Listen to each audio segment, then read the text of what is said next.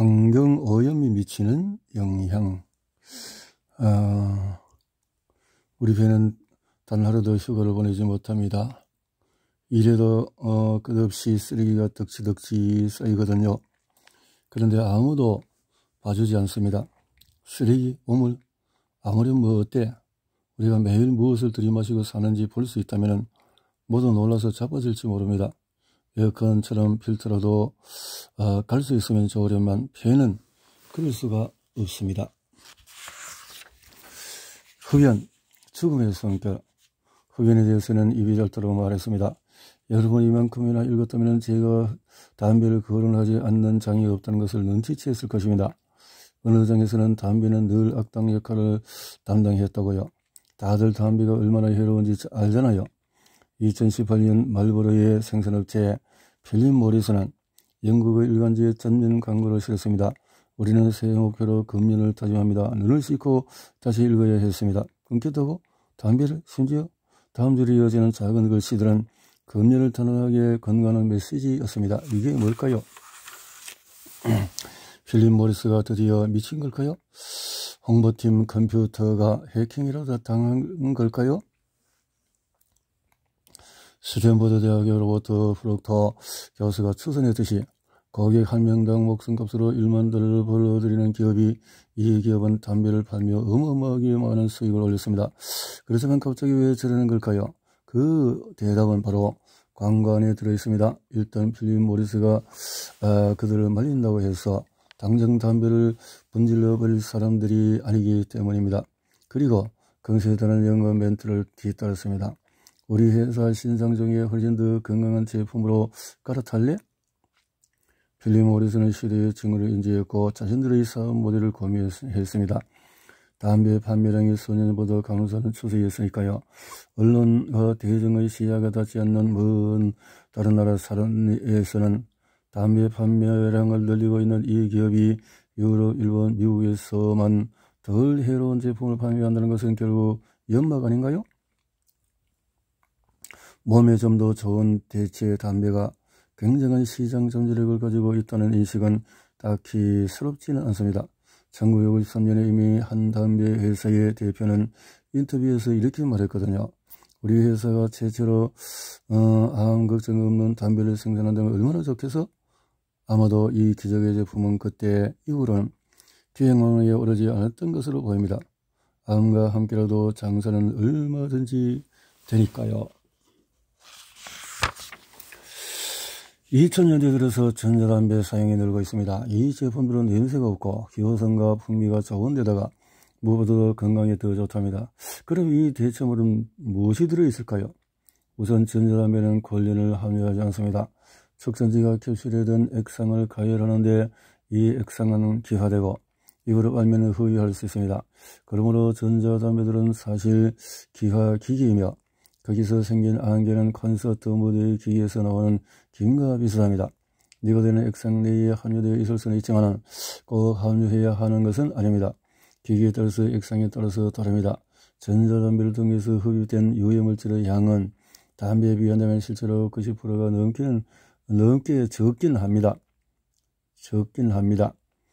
관련 연수를 통해서 담배 속에서 생기는 대부분의 발암물질들은 전자담배에는 전혀 존재하지 않습니다. 하지만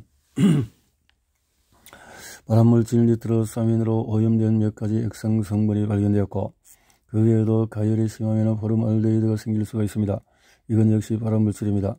거기다가 수분 흡착제의 미세한 증기에 든 프로필렌 글리콜은 기도염증을 유발할 수 있습니다. 그런데도 영국건강위원회는 2018년 전자담배의 발암잠재성이 기존 담배의 약 0.5%에 해당한다고 발표했습니다. 그렇다고 전자담배가 건강상 아무 문제가 없다는 것은 절대 아닙니다. 결코 평범한 기호식품도 아닙니다. 제일 중요한 것은 무엇이든지 시작조차 하지 않는 것입니다. 물론 모든 흡연자가 아예 담배를 끊을 수가 있다면 더욱더 좋을 것입니다. 하지만 그게 얼마나 현실적일까요? 아무리 금연 동기가 강한 흡연자라 해도 최대 3분의 1 정도만 장기적으로 금연에 성공합니다. 영국에서는 전자담배로 매년 2만 5천 명의 비흡연자를 만들었습니다. 그래서인지 오늘날 의사들은 전자담배를 점점 더 많이 권하고 있습니다. 사실 독일어에게는 아직도 소극적인 태도를 보입니다. 차라리 끊으라고 단호하게 얘기하지 전자담배를 피우라고는 말하지 못하겠다는 겁니다. 어떤 의사들은 전자담배를 마약성 약물로 간주하기도 합니다. 또한 자칭 무해성은 흡연에 대해서 사회적인 수용을 끌어올리고 청소년의 소비를 유도할 수 있습니다. 그렇게 되면 진짜 제품으로 가는 길은 어렵지 않습니다. 미국에서는 전자담배를 새로 시작하는 사람의 수가 전자담배의 도움으로 전자담배를 끊는 흡연자의 수를 넘습니다. 주식 상장된 거대한 관련 기업들은 그들의 고객의 공초에 매달리는 것처럼 성장에 매달립니다. 대기업들은 그들의 전략으로 이미 무언가 이루었습니다. 대체물에 대한 토론이 대중과 언론을 지배한다는 것입니다. 이 토론은 원리의 핵심 주제에서 관심을 돌립니다. 오랜 흡연 문제가 해결되려면 아직 멀었습니다. 수많은 금연 캠페인에도 불구하고 여전히 매년 60억 개의 담배가 팔립니다. 앞으로도 폐 전문의들은 수십 년 동안의 흡연의 결과를 다루게 될 것입니다. 이 책을 손에 쥔 여러분이라도 끊으시기를 바랍니다. 사막 위의 하늘. 깨끗한 공기라는 것은 대체 뭘까요? 얼마나 깨끗해야 할까요? 이래서 공기 중에서는 4가지 중요한 유해물질 함량을 보는데 항산화물, 질산화물, 오존, 미세먼지입니다. 앞으로 3가지는 화학적으로 정의된 가스지만 미세먼지는 혼합물질입니다. 세계보건기구는 세계 많은 지역에서 이 4가지 주요 유해물질을 모니터링하고 공기 측정값을 병화 발병과 사망사건과의 연관 속에서 평가합니다. 모든 유해물질이 인간에 의해서 발생하는 것은 아닙니다. 산업이 없는 자연 상태에서 적은 양이나마 이 물질들을 통한 공기오염은 존재합니다.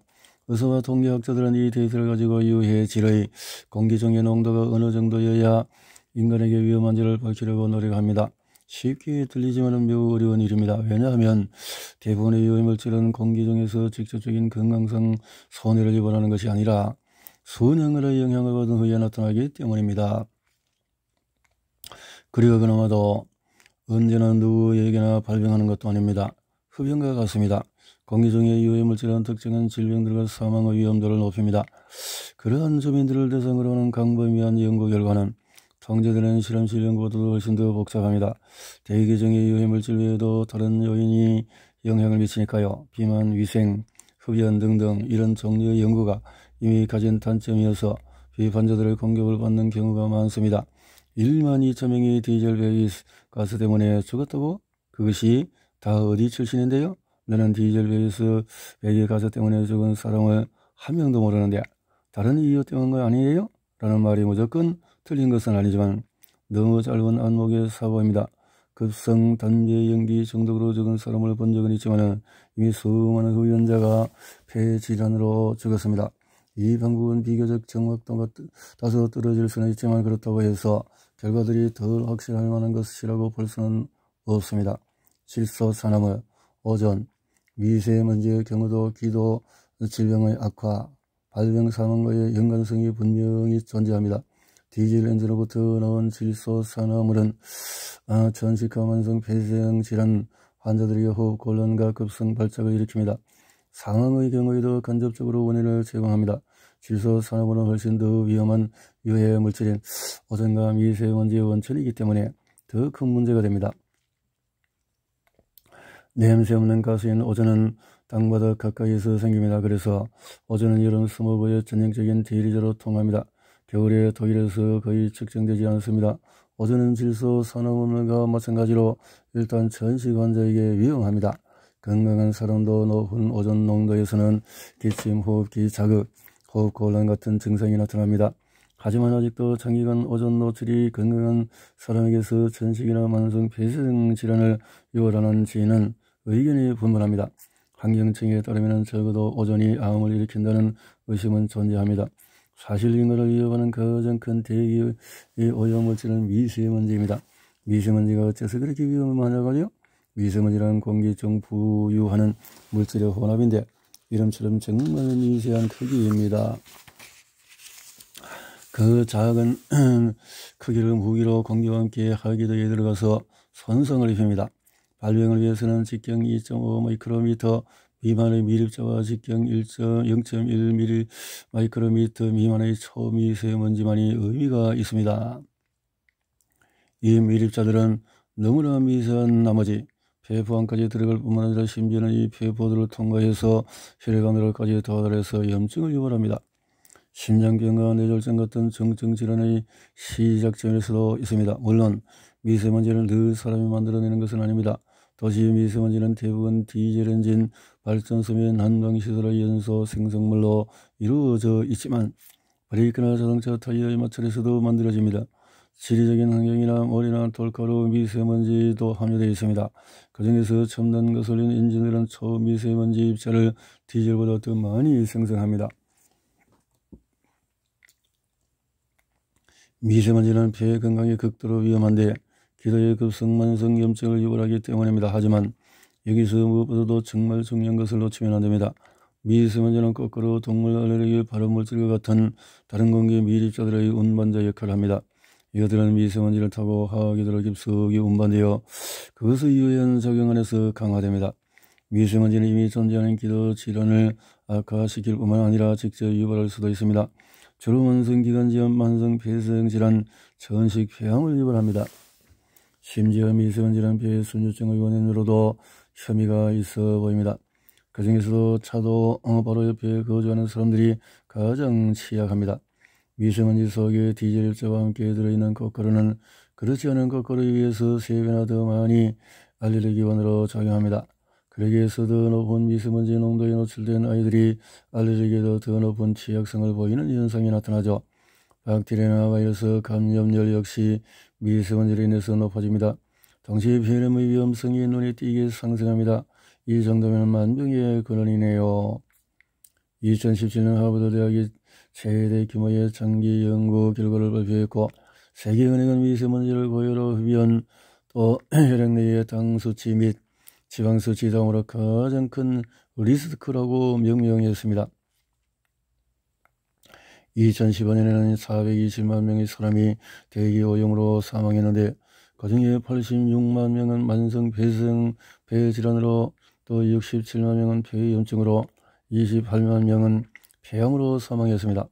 사망자 중에서 59%가 남아시아 및 동남아시아 사람들이었는데 매년 평균적으로 가장 높은 미세먼지 농도 수치가 측정되는 것입니다.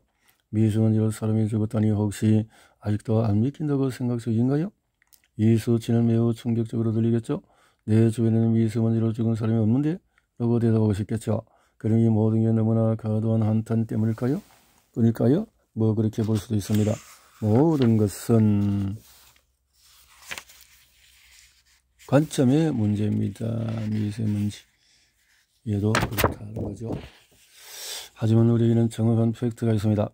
독일에서도 매년 사람들이 미세먼지로 죽어갑니다. 연구자들은 7,000명 정도로 말합니다. 이것은 교통사고 사망보다도 2배나 많은 수치입니다. 물론 독일에서는 여전히 흡연과 비만이 병을 일으키는 가장 큰 원인입니다. 거기에 비해서 미세먼지는 단지 약 3%에 해당할 뿐이며 알코올이나 운동 부족에 비하면 절반밖에 되지 않습니다. 그렇다고 이 숫자들은 하찮은 것으로 치부할 게 아닙니다. 대기오염이 병을 유발한다는 사실은 분명합니다. 미세먼지는 사람을 죽이고 거기에는 한 점의 의심도 없습니다. 질소 산화물의 경우와 달리 미세먼지는 지금까지 분명한 표준치가 정해지지 않았습니다. 아주 적은 농도에서조차 이미 기도와 심장 선행계 질환의 리스크를 높이는데도 말입니다. 미세먼지에 관해서는 이미 이런 성과나 다른 나라들을 지적하는 것으로는 부족합니다. 여기는 각 나라의 정부와 미세먼지 유발자가 책임져야 합니다. 미세먼지는 적으면 적을수록 좋습니다. 대기오염물질에 대한 세계보건기구의 권고 표준 허용치는 논쟁의 여지는 있지만 정치적이지는 않습니다. 그것은 단 하나의 간단한 논리만 따릅니다. 이 표준치는 모든 이의 건강을 가장 최선으로 지킬 수 있는 목표로 방향을 잡습니다. 경제적이나 기술상의 실현 가능성을 기준으로 삼지는 않습니다. 디젤 차량의 잔존 분배 가치도 고려 대상이 아닙니다. 의사들은 이 환자들의 이해관계를 대변하지 않는다면 누가 그걸 한다는 말일까요? 지서 산업을 해양체에 대한 공격적인 논쟁을 지켜온 사람들은 천식을 앓는 아이들이 벼랑 끝으로 밀려났다는 인상을 받을 것입니다. 방해자들의 경제 성장을 멈추기 위해서 생태계의 극단주의자들이 지어낸 환경이라는 것이죠. 더욱더 나은 공기 사회적 의제의 문제입니다. 그리고 그것이 가능하다는 것은 다른 사람들의 경험에 보여집니다. 미세먼지의 즐거운 효과가 있습니다.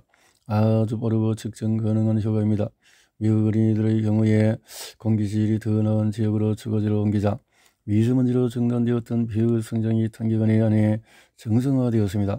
베이징에서는 2008년 하계올림픽 기간 동안에 천식으로 인한 응급실 입원 숫자가 40% 줄었습니다. 이 기간 동안에 산업과 교통의 폐기량이 광범위하게 제한되었던 것인데 그 제한의 종결과 함께 입원 환자는 다시 빠르게 늘었습니다. 브라질에서는 미세먼지의 본질적인 요인이었던 화재 위협이 억제되자 일반적인 사망률이 당장 다음 해부터 줄었습니다. 조정건대 매년 1,700명의 목숨을 이런 식으로 구할 수 있습니다. 여전히 계속해서 좋아지고 있습니다. 의심할 여지가 없습니다. 하지만 독일에서는 어떤 조치가 미세먼지를 가장 많이 줄일까요? 그리고 그것은 얼마나 의미가 있을까요? 어떤 조치들이 결정되든 간에 그 결과는 학문적인 기준에 따라서 엄격히 평가되어야 할 것입니다. 하나의 논리만 계속 주장되어서도 안됩니다. 심한 제재들은 산업계에는 경제적인 무리라는 논리 말입니다. 농경사회로 추락하고 멸망할 것이라는 타령을 우리는 50년 전부터 계속 듣고 있습니다. 여전히 살고 있습니다. 강철 산업 종사자들은 먼지와 연기는 그동안에 기술적으로 최대한 퇴치되었다고 합니다. 더 이상 경제적으로 감당할 수 없다고 합니다. 안 그러면 자동차 산업을 위한 강철 생산에 차질이 생긴다고요. 어디선가 이미 많이 듣던 말입니다. 오늘날 폭스 파기만 해도 1960년도보다 10배 넘게 자동차를 생산합니다. 그렇다면 1980년대의 산성비료 발전소의 황성분 제거 비용이 너무 비싸서 전기세가 내릴 수 없을 정도로 비싸진다군요. 독일의 전등이 다 꺼질지도 모른다고 했습니다. 그런데 어떤가요? 전등은 아직도 밝게 빛납니다. 1990년 이후에 독일 이 기술 개발을 통해서 미세먼지 질소 산화물, 황산화물 폐기량을 50%에서 90%나 줄였는데 독일 국내 총생산량은 2배는 넘게 늘었습니다. 깨끗한 공기는 경제 성장에 제동을 걸지 않습니다.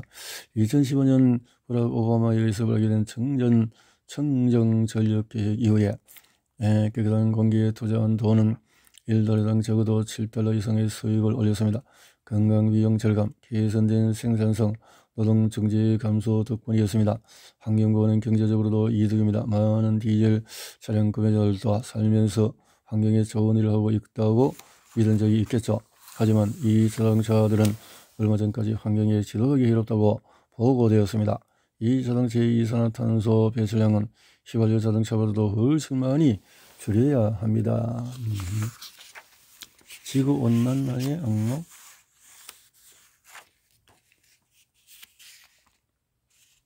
아, 2012년 11월 호주 멜버른 하늘이 갑자기 폭풍우가 형성되었습니다. 그 날은 맑고 해가 아주 쨍쨍한 아름다운 월요일이었습니다.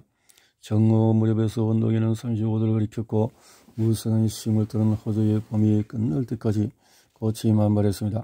너무 덥다고 느끼지 않는 사람은 늦은 오후에 야외에서 이 여름의 전령을 만끽했습니다.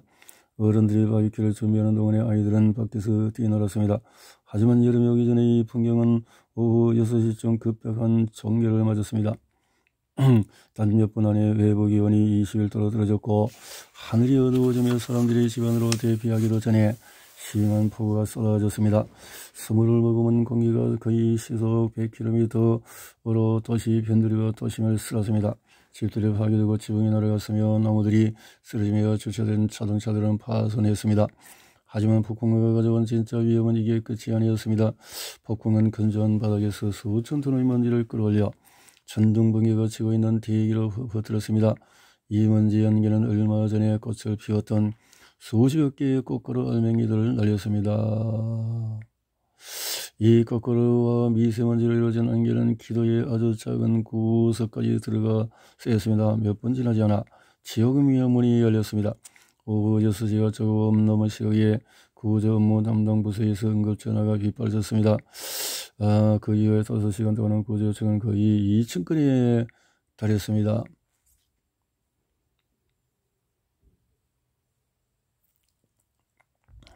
멜번으로 주민들은 글자 그대로 숨이 막혔습니다. 구조요원들을 빗발치듯이 전화를 다 소화하지 못해서 우선 가장 심한 천식 환자들에게 먼저 달려갔습니다. 그나마 어느 정도 말할 수 있었던 사람들은 여간 비상약국으로 보내졌습니다. 이 약국 앞에는 기다리는 사람들이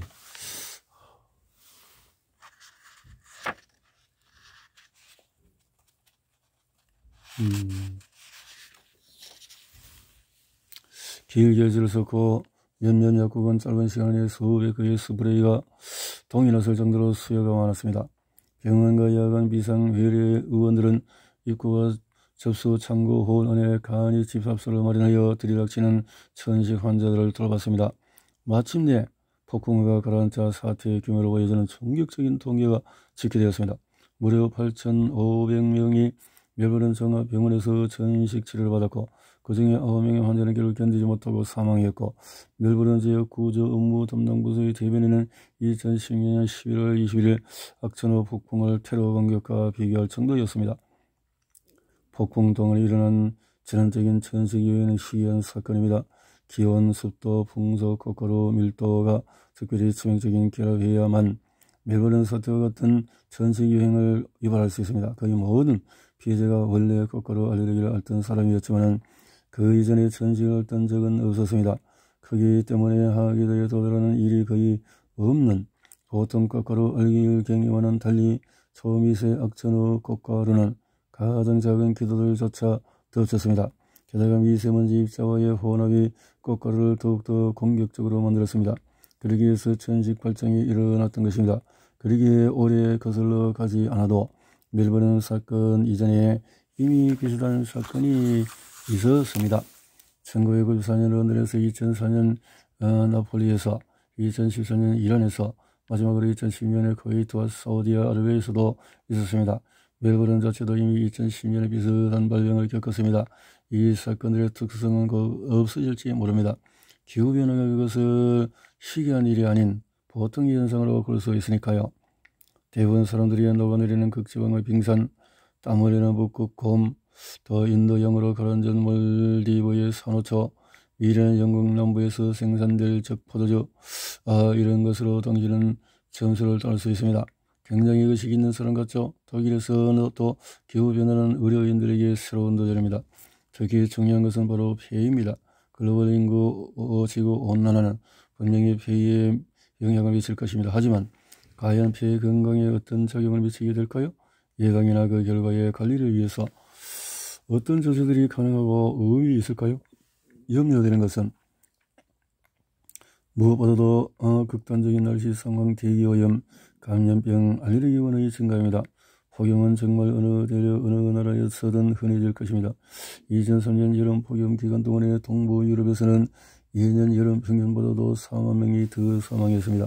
이 당사자들 대부분이 65세를 넘는 연령이었고 기도 질환을 앓고 있었습니다. 폭염이 폐랑 무슨 상관인가 싶죠? 여름에는 태양 아래 공기 중 오존과 미세먼지 농도가 높아지고 열기와 공기 중에서 유해물질이 불길한 연합을 형성합니다. 치명적이죠. 점액, 산모, 청소기관 역시 건조해지면 곤란합니다. 미세먼지 입자와 오존은 이미 손상된 기도에 심각한 손상을 입힙니다. 심한 저식이나 만성 폐쇄성 폐질환 발작, 기도염증과 폐렴까지 유발할 수 있습니다. 폐의 전문의의 가제는 아예 폭염 기간의 시작 단계부터 이 환자들과 행동 방식에 대해서 이야기 나누는 것입니다.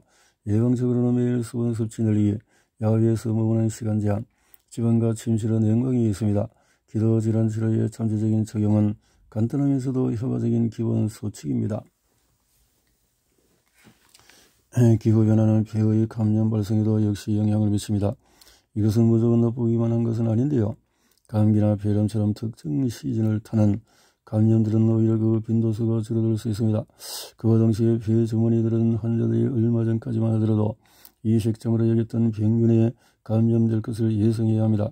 그리스 말라리아의 재창걸, 이탈리아나 루마니아 웨스트 나일 바이러스, 열대성 남유럽의 제한적인 치쿤 근이야 열 발병은 새 병원의 대류 침묵을 알리는 첫 전령입니다.